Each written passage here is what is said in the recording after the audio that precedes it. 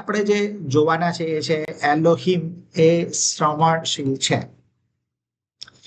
એલોહિમ જ્યારે શ્રવણશીલ છે એનો અર્થ કે એલોહિમ સાંભળે છે.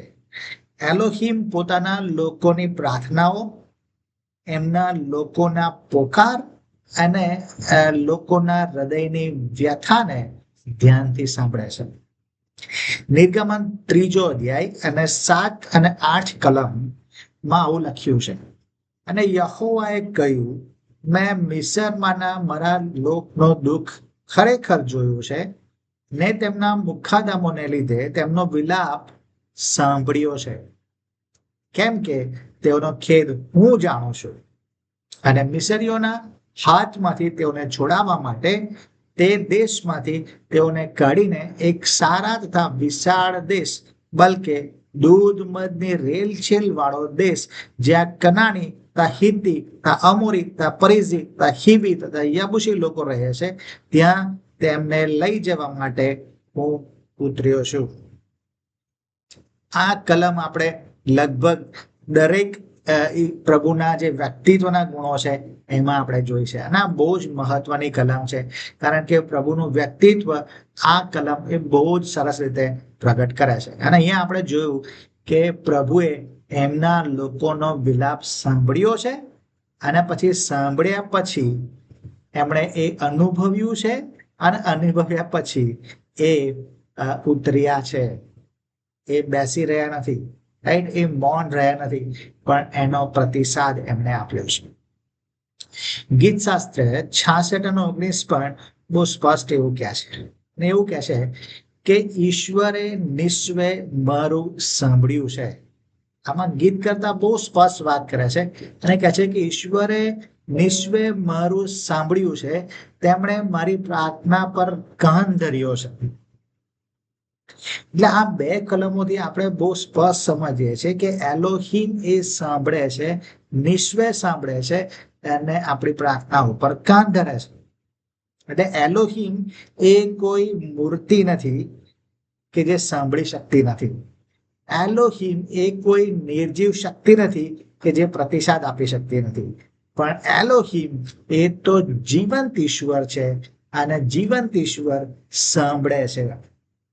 એલોહિમ એ ફક્ત સૃષ્ટિના સર્જનહાર જ નથી, પણ એમના બાળકોના પ્રેમાળ પિતા પણ છે કે જે સાંભળે છે. આ પિતા એવા છે કે જે ફક્ત એમના બાળકોના શબ્દો જ નહીં, પણ એમના હૃદયની પીડાને પણ સાંભળે છે. એટલે આજે આ એલોહિમ શ્રવણશીલ છે, એલોહિમ એ સાંભળે છે, એ આપણા માટે બહુ મહત્વનું છે. આવો સમજીએ આપણે કે એલોહિમ શ્રવણશીલ છે એનો અર્થ શું થાય. એલોહિમ સાંભળે છે એનો અર્થ શું થાય. એલોહિમ સાંભળે છે એનો અર્થ એવો નથી કે એમને આપણા મનુષ્ય એટલે કે આપણા જેવા એટલે કે મનુષ્ય જેવા એમની પાસે શારીરિક કાન છે એવું નથી. પણ એનો અર્થ એ છે કે એલોહિમ સાંભળે છે એનો અર્થ એ છે કે તેઓ ધ્યાન આપે છે, તેઓ પ્રતિસાદ આપે છે, તેઓ પ્રાર્થનાને અવગણના કરતા નથી, તેઓ પોતાના લોકોની પીડાને જાણે છે. એનો અર્થ આ થાય. એટલે ઈશ્વર માટે આપણી પ્રાર્થના એ ફક્ત શબ્દોની રમત નથી, શબ્દો જ નથી, પણ એક સંબંધ છે, એમની સાથેનો એક સંબંધ છે. મૂર્તિઓ જે છે એ મૂર્તિઓને કાન હોય પણ એમ બધીર છે, પણ એલોહિમ એ જીવંત હોવાથી એ આપણે જે કંઈ બોલીએ છીએ એ ધ્વનિ તરંગો જ નથી એમના માટે, પણ આપણા આત્માને સ્પર્શે છે, ઊંડાણથી સ્પર્શે છે. અને એટલે જ્યારે આપણે પ્રભુની આત્મિક જે શ્રવણશીલતા છે એને જ્યારે આપણે સમજવું હોય ત્યારે બાઇબલમાં એના જે મૂળભૂત શબ્દ વાપર્યા છે એને આપણે સમજવા પડે. તો બાઇબલમાં જે મૂળભૂત શબ્દ વાપર્યો છે અને સાંભળવા માટે, સાંભળવું માટે જે મૂળ શબ્દ હિબ્રુ શબ્દ જે વાપરવામાં આવ્યો છે એ છે શામા. આ શામાનો અર્થ એ થાય કે સાંભળવું. પણ જ્યારે આપણે અહીંયા એવું કહીએ છીએ કે એલોહિમ સાંભળે છે, ત્યારે એલોહિમ માટે એ ફક્ત શારીરિક શ્રવણ શક્તિની વાત નથી, એક જૈવિક ક્રિયાની વાત નથી, એ બાયોલોજીકલ એક્શન નથી ખાલી, પરંતુ એ એક ઈશ્વરીય હસ્તક્ષેપની વાત કરે છે. ડિવાઇન જે ઇન્ટરવેન્શન કહેવાય ને, જે આપણા હસ્તક્ષેપ કરે છે, એની વાત અહીંયા કરવામાં આવી છે. અને એટલે બાઇબલમાં જ્યાં જ્યાં શામા શબ્દ વાપર્યો છે, હિબ્રુ શબ્દ જે વાપરવામાં આવે છે, એનો અર્થ એવો નથી કે અવાજ ખાલી કાન સુધી પહોંચે છે, એ અર્થ નથી. પણ એનો અર્થ એ થાય, શામાનો અર્થ એ છે કે ધ્યાનથી સાંભળવું, બહુ જ એકાગ્રતા સાથે, સંપૂર્ણ એકાગ્રતા સાથે ધ્યાન કેન્દ્રિત કરવું, એવો અર્થ થાય. બીજો અર્થ છે એનો કે ગ્રહણ કરવું, અવાજ જે કંઈ આવે છે એ અવાજને ગ્રહણ કરવામાં આવે. ત્રીજું એમાં જે પાસું ઉમેરાય છે એ સમજવાનું. અને એટલે જે અવાજ આવે છે, જે શબ્દો આવે છે, એની પાછળનો હેતુ શું છે, એની પાછળની લાગણી શું છે, એના પાછળનો અર્થ શું છે, એનું વિશ્લેષણ થાય. અને એનાથી આગળ કે પ્રતિસાદ આપવો, એટલે કે જે અવાજ સાંભળ્યો છે, જે શબ્દો સાંભળ્યા છે, એ સાંભળ્યા પછી એક સક્રિય પ્રતિક્રિયા આપવામાં આવે છે. અને એટલે સામા જ્યારે કહેવામાં આવે છે, એટલે કે એલોહિમ સામા, એનો અર્થ કે એલોહિમ સાંભળે છે, ત્યારે એનો અર્થ શું થયો કહેવાય કે એલોહિમ એ આપણા અવાજને ગ્રહણ કરે છે, આપણા અવાજને, આપણી પ્રાર્થનાને સંપૂર્ણ એકાગ્રતા સાથે ધ્યાન રાખીને સાંભળે છે. અને એ સાંભળે છે એટલું જ નહીં, પણ એમાં સમજ પણ જોડાયેલી છે. એ આપણા પ્રાર્થનાઓના, આપણા શબ્દોના, આપણી વાતચીતના પાછળના જે લાગણી છે, એની પાછળનો જે અર્થ છે, એની પાછળનો જે હેતુ છે, એનું વિશ્લેષણ એ કરે છે, એને સમજે છે. અને પછી એ પ્રતિસાદ પણ આપે છે. એ ખાલી બેસી રહેતા નથી, એ મૌન રહેતા નથી, પણ એનો જવાબ પણ આપે છે. એટલે જ્યારે આપણે એવું કહીએ કે એલોહિમ સાંભળે છે, ત્યારે એનો અર્થ એલોહિમ માટે એ છે કે સાંભળવાનું તો ખરું જ, પણ એની સામે પ્રતિસાદ પણ પ્રભુ આપે છે. એટલે પુનઃનિયમ 6 અધ્યાય અને 4 કલમમાં જ્યારે પ્રભુ એવું કહે છે, હે ઇઝરાયલ સાંભળ, આ સાંભળ માટે જે સામા શબ્દ વાપર્યો છે, એટલે કે ઇઝરાયલને કીધું કે તારે સામા એટલે કે સાંભળવાનું, એટલે ખાલી બસ શબ્દો સાંભળીને મૂકી દેવાનું નથી, પણ એની પર અમલ કરવાનો છે, અમલ કરવાનો છે. પણ જો ઇઝરાયલ ખાલી શબ્દો સાંભળીને એની પર અમલ ના કરે, તો એનો અર્થ એ થયો કે ભાઈ કે શામા નથી, એમણે શામા કર્યું નથી, એમણે સાંભળ્યું નથી, એવું કહેવાય. અને આ જ વાત ઈશ્વરના પક્ષમાં પણ એટલું જ સાચું છે. અને એટલે એ હૃદય સ્તરને સ્વીકૃતિની વાત છે, અનિવાર્યપણે પ્રતિભાવ તરફ લઈ જનારી બાબત છે સાંભળવાની વાત. એટલે સામા એટલે એ પ્રતિભાવ તરફ જાય છે, રાઈટ? એનો અર્થ એ છે. હજુ વધારે જો આપણે ઊંડાણપૂર્વક જોઈએ, તો જે નિર્ગમન 3 અધ્યાય અને 7 થી 8 કલમ જે આપણે વાંચી છે, એમાં જો આપણે જોઈએ તો ઇઝરાયલ એ 400 વર્ષની ગુલામગીરીમાં રહેશે. ને એટલે 400 વર્ષની ગુલામગીરીની અંદર સતત કદાચ એમના માટે એક પ્રશ્ન ઉદ્ભવતો હશે. અને પ્રશ્ન હશે કે શું ઈશ્વર ખરેખર મૌન છે? ઈશ્વરને શું અમારું પોકાર સંભળાતો નથી? શું ઈશ્વર અમારા પર દયા નથી કરતા? ઈશ્વર શું અમને જોતા નથી? શું ઈશ્વર એ એલોહિમ એ જીવંત વ્યક્તિ નથી? આ ઘણા બધા પ્રશ્નો એમના મનની અંદર થતા હશે. પણ ત્યારે નિર્ગમન 3 અને 7 બહુ આશ્ચર્યજનક સત્ય પ્રગટ કરે છે. અને એ સત્ય એ છે કે એલોહિમ ક્યારેય મૌન નથી, એલોહિમ ક્યારેય સાયલેન્ટ નથી. ઈશ્વર જ્યારે મૂસાને એવું કહે છે, આ કલમો જે કહે છે એ છે કે મેં મારા લોકોનો પોકાર સાંભળ્યો છે. અને પછી એ સાંભળ્યું છે એનો અર્થ પછી આગળ વાંચીએ છીએ કે ઉતર્યા છે, એનો અર્થ કે એમણે સાંભળ્યું છે. હવે એ એમની એક એક્ટિવ અવેરનેસ બતાવે છે કે એમણે સાંભળ્યું છે, અને પછી એની પર એક કામ કરે છે. અને એટલે 400 વર્ષમાં પણ ઈશ્વરે મૌન નહોતા, ઈશ્વરે સાયલેન્ટ નહોતા, પણ ઈશ્વર એની પાછળ પણ ઈશ્વર કાર્યરત હતા. ઈશ્વરે એમના દરેક આંસુને જોયા છે. એ 400 વર્ષની અંદર એમના દરેકે દરેક પોકારને પ્રભુએ સાંભળ્યા છે. અને એટલે ખાલી એક પ્રેક્ષક તરીકે બધું જાણતા હતા એવું નહોતું, પણ એ ઇઝરાયેલીઓની જે વેદના છે એ પોતાના હૃદયમાં અનુભવી રહ્યા હતા, અને એના માટે એક એક્ટિવ પ્રોસેસ એ કરી રહ્યા. એટલે આપણને આ બહુ મોટું શીખવાડે છે કે આપણને ઘણી વખત એવું લાગે કે ઈશ્વર મૌન છે, સાયલેન્ટ છે, બહુ દૂર છે, પણ એવું ક્યારેય હોતું નથી. એલોહિમ એ ઓલવેઝ એક્ટિવ હોય છે. એ દર વખતે સક્રિય રીતે જાગૃત હોય છે.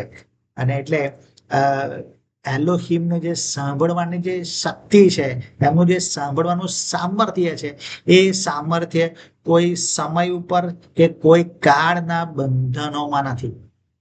ઈશ્વર દરેકે દરેક સમયે, દરેકે દરેક વખતે ઈશ્વર સાંભળનાર જ છે, અને એનો જવાબ આપે છે. હવે બીજો પોઈન્ટ આપણે એવો જોઈશું કે જ્યારે આપણે એવું કહીએ છીએ કે એલોહિમ સાંભળે છે, ત્યારે શું સાંભળે છે? એલોહિમ નું જે શ્રવણ શક્તિ છે એ સર્વગ્રાહી છે. એ માનવીય અસ્તિત્વની દરેક પરિસ્થિતિને સાંભળે છે, અવગણતા નથી. અને એટલે 4 પાસાઓ હું તમને કહું કે જેનાથી એલોહિમ નું જે સાંભળવાનો વ્યાપ છે એને દર્શાવે છે. 4 પાસાઓ એ તમારી સમક્ષ મૂકું છું કે જે એલોહિમના સાંભળવાનું સામર્થ્ય બતાવે છે. પહેલું છે, એલોહિમ એ આપણી પ્રાર્થનાને સાંભળે છે. ગીત શાસ્ત્ર 65 અને 2 બહુ સ્પષ્ટ કહે છે. ગીત શાસ્ત્ર 65 અને 2 બહુ સ્પષ્ટ રીતે વાત કરે છે, અને એવું કહે છે, હે પ્રાર્થનાના સાંભળનાર, તમારી પાસે સર્વ લોક આવશે.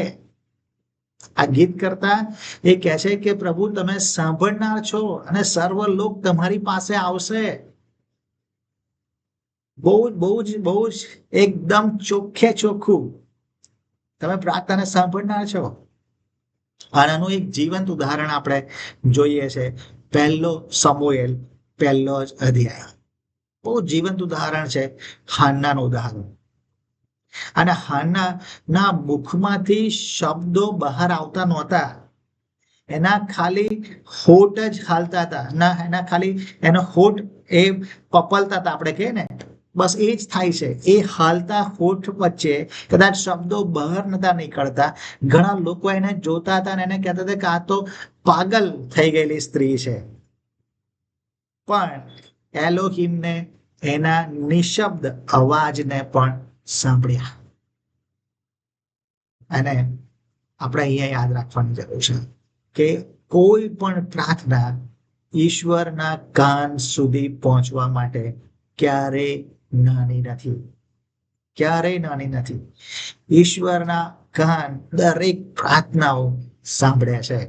એ જાહેર પ્રાર્થના હોય, એ એકાંતની પ્રાર્થના હોય, એ આંસુભરી પ્રાર્થના હોય, કે નિશબ્દ હૃદયની પ્રાર્થના હોય, શબ્દો ના બોલવામાં આવતા હોય, તોય પ્રભુ સાંભળે છે.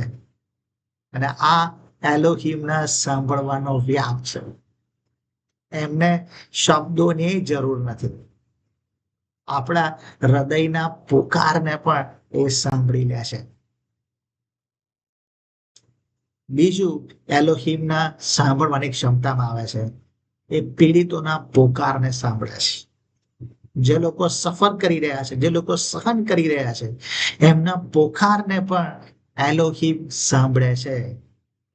યાકૂબ 5 અને 4 લખવામાં આવ્યું છે, જે મજૂરોએ તમારા ખેતરો કાપ્યા છે, તેઓની મજૂરી તમે દગો કરીને અટકાવી રાખી છે. તે બૂમ પાડે છે, અને કાપનારાઓની બૂમ સૈન્યોના પ્રભુના કાનોમાં આવી પહોંચી છે. જ્યારે કોઈ પોકાર કરે છે ને, સહન કરનાર માણસ જ્યારે પોકાર કરે છે, ઈશ્વરને બોલાવે છે, ઈશ્વરને પ્રાર્થના કરે છે, ઈશ્વરની આગળ રડે છે, ત્યારે એ ઈશ્વરના હૃદયથી, ઈશ્વરના કાનથી દૂર નથી. એ સાંભળે છે, સૈન્યોના પ્રભુ યહોવા કહે છે કે કાનોમાં એ પોકાર પહોંચ્યો છે. દરેક અન્યાયની બૂમો, દરેક ભ્રષ્ટાચારની બૂમો, દરેક સતાવણીની બૂમો યહોવાના કાન સુધી પહોંચે છે. એ ક્યારેય નિષ્ફળ જતી નથી, એ ક્યારેય ફોક જતો નથી. પોકાર એમના સુધી પહોંચે છે. મજૂરી, ખેતરની મજૂરી ના મળી હોય અને પોકાર કરે ને તો પ્રભુ સાંભળે છે. નોકરીમાં શોષણ થયું હોય ને પ્રભુ આપણે સામે જયારે આપણે પોકાર કરીએ છીએ ને પ્રભુ સાંભળે છે. આપણી સાથે દગો થયો હોય અને આપણે પોકાર કરીએ છીએ ને પ્રભુ સાંભળે છે. આપણી સતાવણી થઈ હોય અને કદાચ આપણા મોઢામાંથી શબ્દ ના નીકળતા હોય પણ એ આપણી હૃદયની વ્યથાને પ્રભુ સાંભળે છે. ઉત્પત્તિ 21 પણ એનું ઉદાહરણ આપણને જોવા મળે છે. હાગારને શું ભૂલ હતી? આ સત્ય જે ઈશ્વર પોકારને સાંભળે છે એમાં આપણને આ હાગારનું ઉદાહરણ બહુ જબરદસ્ત જોવા મળે છે. એ ત્યજાયેલી છે, લાચાર છે, દુનિયાએ છોડી દીધેલી વ્યક્તિ છે, પણ એલોહીમ સાંભળે છે. કદાચ આપણને શીખવે છે, કદાચ આખી દુનિયા આપણને અવગણે, કદાચ આપણા પેરેન્ટ્સ આપણને અવગણે, અરે કદાચ આપણા હસબન્ડ કે વાઈફ આપણને અવગણે, આપણા બાળકો આપણને અવગણે, પણ એલોહીમ સાંભળે છે. દુનિયાનો કોઈ માણસ સાંભળે નહીં, પણ એલોહીમ સાંભળે છે. દરેક પોકારને, દરેક આંસુને, દરેક વળકારને એલોહીમ સાંભળે છે. ત્રીજું છે, એલોહીમ એ પસ્તાવાને સાંભળે છે. એલોહીમ એ પસ્તાવાને સાંભળે છે. બીજો કાળ વૃત્તાંત 7મો અધ્યાય 14ની કલમ. સુલેમાને આખું મંદિર બાંધ્યું અને પછી એની પ્રાર્થના જે કરે છે ને એમાં પ્રાર્થના એલોહીમ કરે છે, સુલેમાન કરે છે. અને ત્યારે એ આ વાત કરે, શું કહે છે? ત્યારે જો મારા લોક જેઓ મારા નામથી ઓળખાય છે તેઓ નમી જશે ને પ્રાર્થના કરીને મારો મુખ શોધશે ને પોતાના દુષ્ટ માર્ગોથી ફરશે તો હું આકાશમાંથી તે સાંભળીને તેઓના પાપ માફ કરીશ ને તેઓના દેશને સાજો કરીશ. આ પ્રભુએ આપેલું વચન છે. સુલેમાનને પ્રભુએ આપેલું વચન છે. જો મારા લોક નમી જશે, એટલે નમી જશે અને પ્રાર્થના કરશે, એનો અર્થ કે એ પસ્તાવો કરશે અને એમના માર્ગોથી પાછા ફરશે તો હું સાંભળીશ જ. સાંભળ્યા વગર રહેશે નહીં પ્રભુ. દરેક પસ્તાવાની પ્રાર્થના પ્રભુ સાંભળે છે. પ્રભુ દરેક પસ્તાવાના ઉપર ધ્યાન આપે છે. પ્રભુ દરેક નમ્રત શબ્દો ઉપર ધ્યાન આપે છે. ઈશ્વર ક્યારેય આવા શબ્દોને મૂકી દેતા નથી. અને એટલે જ આપણે લુક 18 વાંચીએ છીએ 2 વ્યક્તિઓની પ્રાર્થના. 9 થી 14 કલમની અંદર 2 વ્યક્તિઓની પ્રાર્થના આપણે જોઈએ છે. એક ફરોશી, જે બહુ જ ધાર્મિક એવો વ્યક્તિ, ફરોશીની પ્રાર્થના 35 શબ્દોની પ્રાર્થના. પણ એ પ્રાર્થનાનો જવાબ પ્રભુએ સ્વીકારમાં આપ્યો.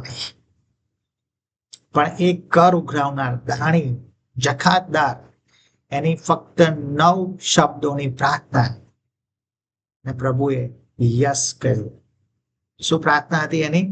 9 શબ્દોની જ ખાલી પ્રાર્થના. એને કહ્યું, ઓ ઈશ્વર, હું પાપી છું, મારા પર દયા કરો.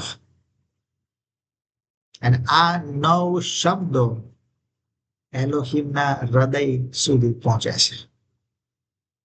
અને એલોહીમે એને ન્યાય ફેરવ્યો, એને માફ કર્યો.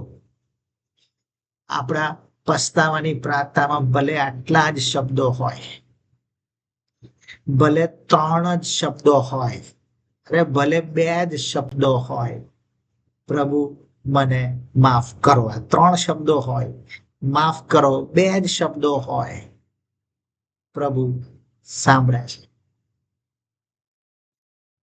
કયું પાપ કરેલું, કેટલા પાપ કરેલા, કોઈ ગણાવવાની જરૂર નથી. પ્રભુને કહીએ છે માફ કરો, ઈશ્વરને ખબર છે શું માફ કરવા. અને એટલે પ્રભુ આ સાંભળે છે.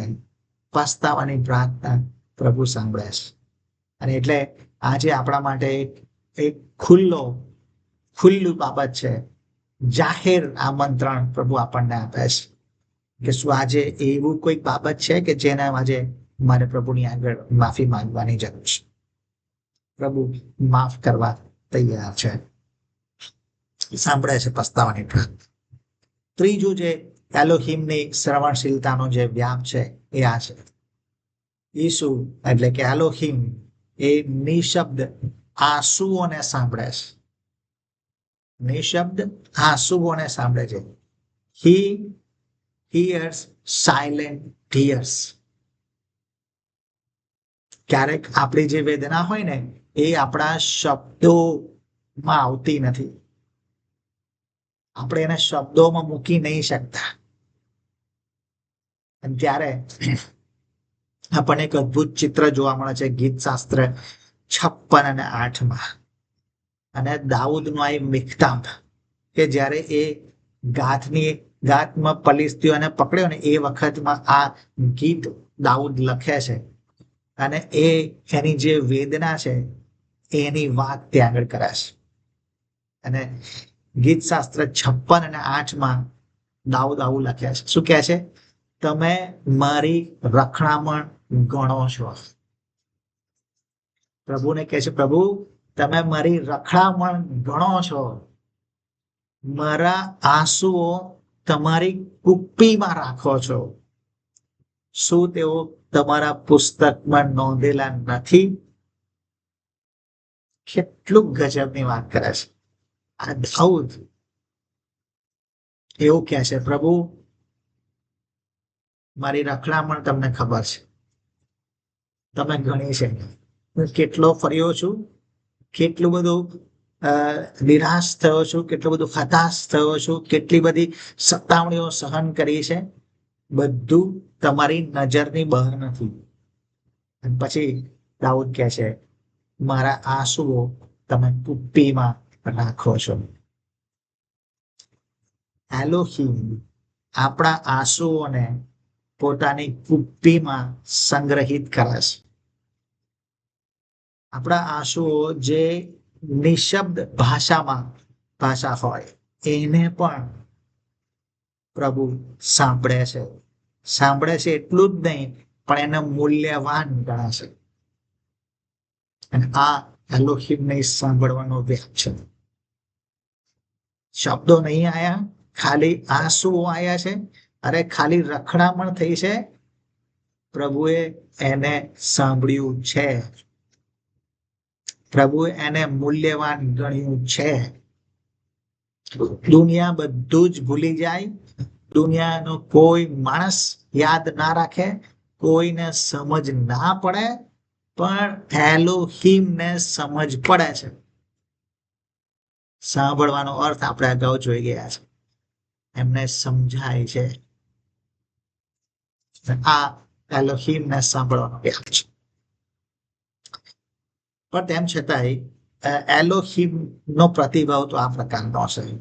પણ એને એલોહિમના સાંભળવામાં એટલે કે એલોહિમના કાન બંધ થઈ જતા નથી, પણ કેટલાક માનવીય અવરોધો છે કે જેના લીધે એલોહિમ એ પ્રતિક્રિયા હામાં આપતા નથી.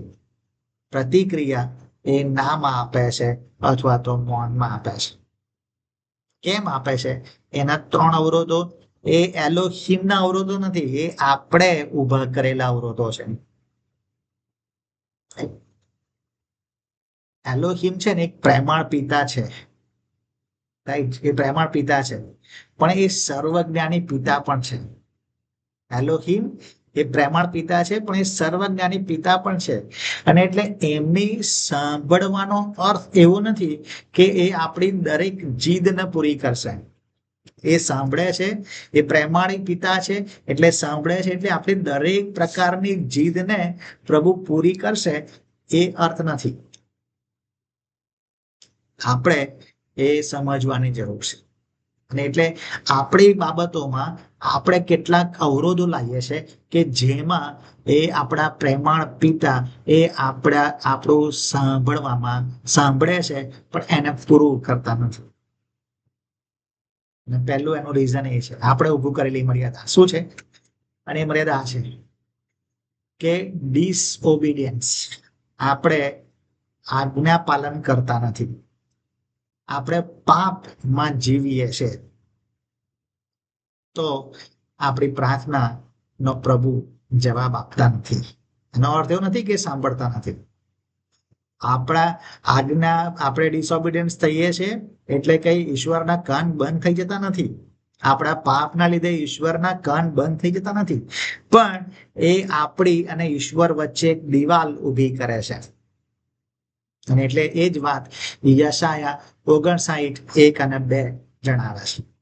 યશાયા 59:1-2 એમાં આવું લખ્યું છે, જો યહોવાનો હાથ એટલો ટૂંકો થઈ ગયો નથી કે તે બચાવી ના શકે, અને તેમનો કાન એવો મંદ થયો નથી કે તે સાંભળી ના શકે, પણ તમારા અપરાધો તમારી ને તમારા ઈશ્વરની વચમાં ભિન્નતા કરતા આવ્યા છે, અને તમારા પાપોએ તેમનું મુખ તમારી તરફથી એવું ફેરવી નાખ્યું છે કે તે સાંભળે નહીં. સાંભળે નહીં એનો અર્થ અહીંયા એ છે કે પ્રતિક્રિયા આપતા નથી, કારણ કે પાપ આપણી ને ઈશ્વરની વચ્ચે આવી જાય છે. તો આ પહેલું એ આપણે ઊભું કરેલું મર્યાદા છે. આપણે ઊભી કરેલી મર્યાદા છે. ઈશ્વરની શ્રવણમાં એ અવરોધ લાવે છે, પણ એ આપણે ઊભું કરેલું છે. બીજું છે સ્વાર્થપૂર્ણ હેતુ, સેલ્ફિશ મોટિવ. આપણે ઘણી વખતે બહુ જ સ્વાર્થી રીતે પ્રાર્થના કરીએ છીએ, અને એટલે યાકૂબે બહુ સ્પષ્ટ જણાવ્યું હતું કે જો કોઈ માણસ એ પોતાની ઈચ્છાઓ, પોતાની વિલાસી ઈચ્છાઓ ને સંતોષવાની ઈચ્છા રાખતો હોય તો એ એલોહિમના હૃદયને સ્પર્શ કરશે નહીં. એટલે પ્રાર્થનાનો જે હેતુ છે એ સેલ્ફિશ ના હોવો જોઈએ, સ્વાર્થી ના હોવો જોઈએ. તમે માંગો છો પણ તમને મળતું નથી. યાકૂબ 4:3. તમે માંગો છો પણ તમને મળતું નથી, કેમ કે તમે તમારા મોજ શોખ પર ખર્ચી નાખવાના ખોટા ઈરાદાથી માંગો છો. આ ખોટો ઈરાદો હોય તો પ્રભુ એની પ્રતિક્રિયા આપતા નથી, અને આપે છે તો નામાં આપે છે. એટલે આપણે એક મર્યાદા ઊભી કરીએ છીએ એમના સાંભળવામાં, એમની પ્રતિક્રિયા. ત્રીજું જે છે એ છે કે અનબિલીફ એટલે કે અવિશ્વાસ. એ પણ યાકૂબ જ જણાવે છે. એ ઘણી વખત આપણે ઈશ્વરનું જે સામર્થ્ય છે એમાં શંકા રાખીએ છીએ. ઈશ્વરની સાર્વભૌમત્વતા છે એમાં આપણે શંકા રાખીએ છીએ, અને એટલે આપણે અસ્થિર રીતે આપણને ખાતરી જ નથી હોતી કે પ્રભુ આ કરી શકશે કે નહીં કરી શકે. એટલે એક અશંકાશીલ રીતે, બે મન રીતે આપણે જ્યારે પ્રાર્થના કરીએ અને પ્રભુ સાથે વાત કરીએ તો એમાં અડચણ આવે છે, અને પ્રભુ એલોહીમ પ્રતિક્રિયા આપી શકતા નથી. યાકૂબ 1:5-7 કલમની અંદર આ યાકૂબ આવું જણાવે છે. એવું કહે છે કે તમારામાંનો જો કોઈ જ્ઞાનમાં અપૂર્ણ હોય તો ઈશ્વર જે સર્વને ઉદારતાથી આપે છે ને ઠપકો આપતા નથી, તેમની પાસેથી માંગે એટલે તે તેને આપવામાં આવશે. પરંતુ કંઈ પણ શંકા રાખ્યા વગર વિશ્વાસથી માંગો. એવું કહે છે જો તમારે જ્ઞાન જોઈએ છે, હા માંગો, આપશે. પ્રભુ ઉદારતાથી આપે છે, પણ શંકા રાખ્યા વગર વિશ્વાસથી માંગો. કેમ કે જો કોઈ શંકા રાખે છે તે પવનથી ઉછળતા અફડાતા સમુદ્રના મોજા જેવો છે. એવા માણસે પ્રભુ તરફથી તેને કંઈ મળશે એવું ન ધારવું. તો સ્પષ્ટ રીતે કહી દીધું કે જો તમે વિશ્વાસ રાખતા જ નથી, પ્રભુના સામર્થ્ય પર શંકા રાખો છો અને બે મન રાખો છો, તો પછી તમે ક્યારેય પ્રભુ તરફથી જવાબ મેળવી શકતા નથી. એનો અર્થ એવો નથી કે એલોહીમ એ બહેરા છે, પણ એલોહીમ તો સાંભળે જ છે, એલોહીમને બધું સમજાય પણ છે, અને એટલે જ પ્રભુ એનો જવાબ એવી રીતે આપે છે. એ શંકાશીલ માણસને એની શંકા પ્રમાણે જવાબ આપે છે, વિશ્વાસી માણસને વિશ્વાસ પ્રમાણે જવાબ આપે છે. સો પ્રભુની સાંભળવાની ક્ષમતા એ તો એવી ને એવી જ રહે છે, પણ એમાં આપણને જવાબ નથી મળતો. કેમ નથી મળતો? તેના 3 રીઝન છે. આજ્ઞાપાલન નથી, પાપ નથી, એટલે પાપ છે, આજ્ઞાપાલન નથી, અને સેલ્ફિશ મોટિવ છે, આપણો હેતુ સ્વાર્થી છે, અને આપણે અવિશ્વાસથી માંગીએ છીએ, તો પ્રભુ સાંભળતા નથી. રાઈટ? હવે એવું જોઈએ કે એલોહીમ નું જે સાંભળવાનું ક્ષમતા છે અને મનુષ્યો જે સાંભળે છે, એમાં શું તફાવત છે? આમ તો 3 જોઈ શકાય. એલોહીમ સાંભળે છે, મૂર્તિઓ સાંભળતી નથી. રાઈટ? અને મનુષ્યો સાંભળે છે, પણ એમાં તફાવત છે. એટલે એલોહીમના સાંભળવામાં, મૂર્તિઓના સાંભળવામાં અને મનુષ્યના સાંભળવામાં આબ જમીનનો તફાવત છે. એલોહીમ જે સાંભળે છે, મૂર્તિઓ પાસે કાન છે, પણ એ કદી સાંભળી શકે નહીં, કોઈ પ્રતિક્રિયા આપી શકે નહીં. રાઈટ? પણ મનુષ્યો પાસે કાન છે, સાંભળે છે ખરા, પણ છતાંય મનુષ્યના સાંભળવામાં અને ઈશ્વર પિતાના સાંભળવામાં મોટો તફાવત છે. આપણે જોઈએ કઈ તફાવત છે જોઈએ. જો પહેલું પાસું જોઈએ, વ્યાપ. ઓકે, તો મનુષ્યો જે સાંભળે છે ને, એ કેવું સાંભળે છે? ઘણી વખતે અધૂરું સાંભળે છે, અને ઘણી વખતે જેટલું જરૂર છે એટલું જ સાંભળે છે.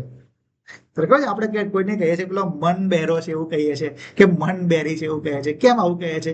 કારણ કે એને જેટલું સાંભળવું છે ને એટલું જ સાંભળે, વધારે સાંભળે નહીં, અથવા તો સાંભળ્યું હોય ને તો એને એની પર ધ્યાન આપે ને એની પર કામ ના કરે.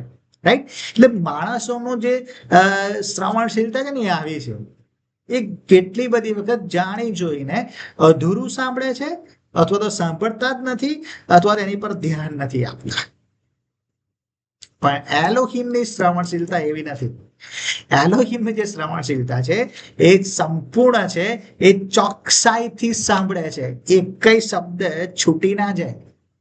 અને એટલે જ ગીત શાસ્ત્ર 139 બહુ સ્પષ્ટ કહે છે, જીભની પૂરેપૂરી વાતો એ જાણે છે. વાવ! એટલે એક એવો શબ્દ ના હોય, ત્યારે એક પેલા મનમાં વિચારેલો શબ્દ હોય ને, એ પણ પ્રભુને બહુ ચોક્કસ સંપૂર્ણ રીતે ખબર હોય. રાઈટ? સો આ એક બહુ મોટો ડિફરન્સ છે. પછી ઊંડાણ જોઈએ. ઓકે, સો ઊંડાણમાં શું છે કે આપણે ખાલી બાહ્ય શબ્દો સાંભળીએ છીએ. મનુષ્ય તરીકે આપણને ખાલી જે જીભથી બોલાતા શબ્દો હોય એ જ ખબર પડે, હૃદયમાં બોલાતા શબ્દો, મનમાં બોલાતા શબ્દો, આપણે બહાર અવાજ ના આવતો એવા શબ્દો આપણને ના ખબર પડે. રાઈટ? પણ એલોહીમ માટે આવું નથી. એલોહીમ બધા જ શબ્દોના પાછળનો જે હેતુ છે, એનો જે અર્થ છે, એને બહુ સ્પષ્ટપણે સમજે છે. આપણને આપણી ભાષામાં જ શબ્દો આપણને ખબર પડે, બીજાની ભાષામાં ખબર નથી પડતી. પણ એલોહીમ માટે ભાષાનું કોઈ બંધન જ નથી. જોશો ને? કારણ કે એ તો આપણે બોલીએ નહીં તોય ખબર પડે છે, તો પછી એમને ભાષાની કોઈ જરૂર જ નથી. રાઈટ? અને એટલે કોઈ પણ રીતે આપણે પ્રભુને આપણી વાત પહોંચાડી શકીએ છીએ, પહોંચે છે. ભલે મને બોલતા આવડતું હોય કે ના આવડતું હોય, મને તોતડું બોલતા આવડતું હોય કે સ્પષ્ટ બોલતા આવડતું હોય, પણ આપણી વાત પ્રભુને ખબર પડે છે. ઓકે, સો પ્રભુ એ શબ્દોના પાછળના અર્થ, એના હેતુઓને પ્રભુ બહુ સ્પષ્ટ રીતે સાંભળે છે. ઓકે, ત્રીજું જે વ્યાપ છે એ શું છે? ધ્યાન. કેવું ને કે મનુષ્ય તરીકે આપણને પેલો કંટાળો આવી જાય, બહુ પેલો લાંબુ બોલ્યા કરતો હોય ને તો કંટાળો આવી જાય ને. સંદેશામાં કેટલા લોકો ઊંઘી જાય ને, ક્યાંક કંટાળો આવી જાય, હે ને? એટલે આપણી વ્યસ્તતાના લીધે આપણે શબ્દોને અવગણીએ, કંટાળાને અવગણીએ. પણ એલોહીમ એવું કરતા નથી. એલોહીમ એ દરેક શબ્દને સાંભળે છે. દરેક શબ્દ, એક શબ્દ એલોહિમને માટે મહત્વનો છે. કોઈ શબ્દ પ્રભુ ચૂકી જતા નથી. બધા જ શબ્દો એમને સંભળાય છે. ઓકે, ચોથું છે અને એ છે યાદ રાખવાની વાત, સ્મૃતિ. માણસો તરીકે આપણે સાંભળ્યું હોય ને તો ભૂલી જઈ શકીએ. જો અત્યારે એવું પૂછ્યું કે આપણે ગયા અઠવાડિયે શું શીખેલું, તો બધું જ યાદ નહીં હોય, બરાબર, ભૂલી જઈશું આપણે. પણ એલોહિમ, વાવ, એ સર્વજ્ઞ છે. આપણે જોયું સર્વજ્ઞ છે, એટલે એલોહિમ ક્યારેય ભૂલી જતા નથી. મેં આજે પ્રાર્થના કરી હોય ને તો 25 વર્ષ પછી પણ પ્રભુ એનો જવાબ આપે એવું શક્ય છે. પણ પ્રભુ એ ભૂલી જતા નથી. એમણે સાંભળેલું જ હોય. ઇબ્રાહિમને જોયું ને આપણે, પ્રભુએ એનું વચન આપેલું અને પ્રભુએ સાંભળેલું અને પ્રભુએ કીધેલું, પ્રભુ ભૂલી ના ગયા. સમય ગમે તેટલો જાય ને પણ પ્રભુ બધું બાકીનું જે સાંભળેલું હોય એ પ્રમાણે પ્રતિક્રિયા આપે જ છે. ઓકે, પાંચમું અને છેલ્લી વાત જે મનુષ્યના સાંભળવામાં અને ઈશ્વરના સાંભળવામાં તફાવત છે, અને એ છે મનુષ્યનું સાંભળવું છે ને એ મર્યાદિત છે.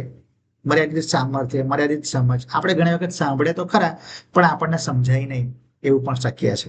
રાઈટ, કોઈ તોતડું બોલતો હોય, કોઈ મનમાં બોલતો હોય, કોઈ ધીરું બોલતો હોય, નાઈ સંભળાય. પણ એલોહિમ માટે એવું કશું જ નથી. એલોહિમ એ બધી બાબતમાં પ્રતિસાદ આપે છે, પ્રતિક્રિયા આપે છે, એ સાંભળે છે. એક બાબતને સાંભળે છે, એક શબ્દને સમજે છે, કશું એનાથી છૂટી જાય નહીં. ઓકે, સો આ બહુ મોટો તફાવત આપણે એલોહિમમાં જોયો છે. એટલે આપણે હવે એવું જોઈએ કે વ્યવહારિક રીતે આપણને આ એલોહિમની શ્રવણશીલતા કેવી રીતે લાગુ પડે છે. તો એ આ છે કે એ આપણે જયારે એવું સમજીએ છીએ અને આપણે સ્વીકારીએ છીએ કે એલોહિમ સાંભળે છે, ઈશ્વર સાંભળે છે, ત્યારે એ ખરેખર આપણા દૈનિક જીવનમાં આવવું જોઈએ. તો કેવી રીતે આવવું જોઈએ? તો આ રીતે આવવું જોઈએ. એક, જ્યારે આપણે પ્રાર્થના કરીએ છીએ ને ત્યારે આપણે એ પ્રાર્થનાના જવાબ માટે ધીરજ ગુમાવીએ નહીં. મેં કેવું નમને છે કે એલોહિમ ક્યારેય ભૂલી જતા નથી. એટલે આપણે જો પ્રાર્થના કરી છે તો હું તો એવું કહું છું કે આપણે વારંવાર પ્રાર્થના કરવાની પણ જરૂર નથી. ઘણી વખત આપણે એ વિચાર કરીએ છીએ કે હું જેટલી વખત વધારે પ્રભુને કહીશ ને એટલી વખત વધારે પ્રભુ જલ્દી જવાબ આપશે. પ્રભુને માટે એવું નથી. તમે એક જ વખત કીધું ને કે પ્રભુ મને આ તકલીફ છે, આ મુશ્કેલી છે, પ્રભુ તમે મને મદદ કરજો, પ્રભુએ સાંભળી લીધું છે. વારંવાર પ્રભુને એકની એક વાત કહેવાની કોઈ જ જરૂર નથી.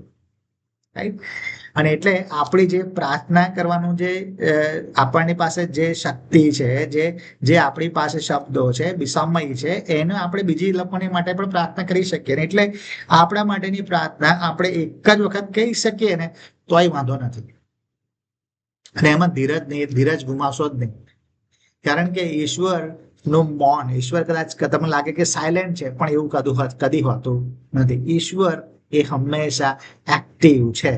અને એટલે એ એમની કદાચ એમનો રિસ્પોન્સની ગેરહાજરી તમને દેખાય એનો મતલબ કે એ ગેરહાજર છે એવું નથી.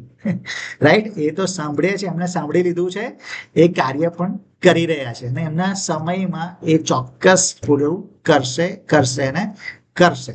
ઓકે, સો આપણે ધીરજ ગુમાવવાની જરૂર નથી. ઓકે, બીજું છે આપણે ઈશ્વર સાથે બહુ પ્રામાણિક બનીએ.